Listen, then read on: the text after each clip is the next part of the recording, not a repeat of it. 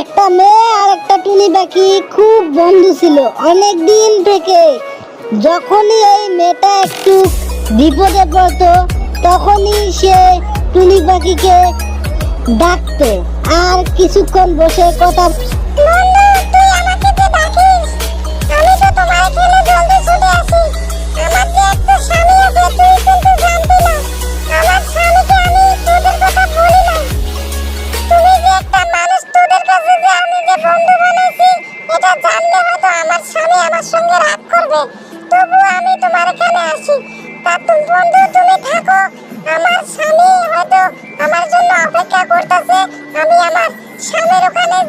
এই কথা বলে টুনি পাখি তার স্বামীর ওখানে আসে।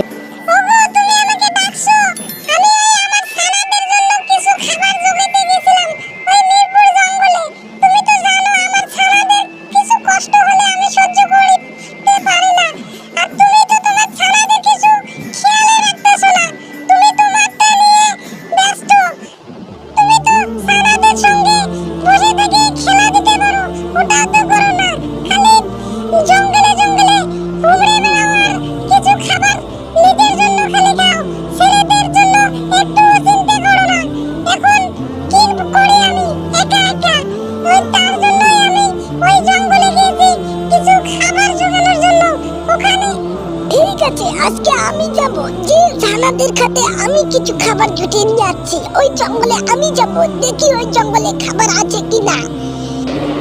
এই কথা বলে তার স্বামী ওখান থেকে অন্য জঙ্গলে চলে যায় খাবার জোটানোর জন্য। টুনটুনি অমনে এই কথা বলে তার স্বামীকে বিদায় দিয়ে সে আবার যায় ওই বন্ধুর কাছে।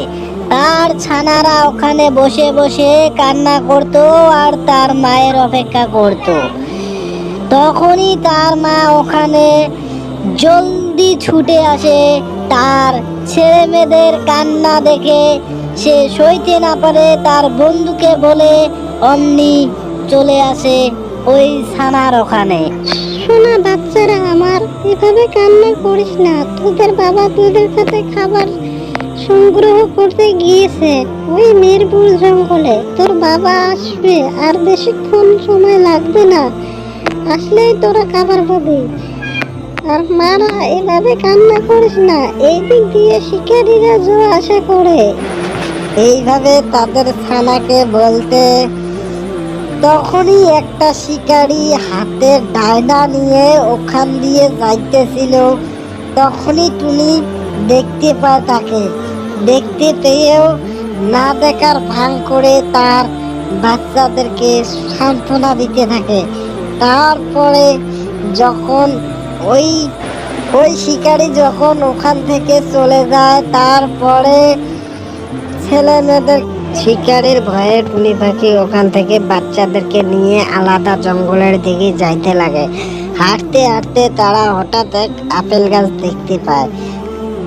তারপরে ওখান থেকে কিছু আপেল সংগ্রহ করে খেয়ে তারপরে ওখান থেকে চলে যায়।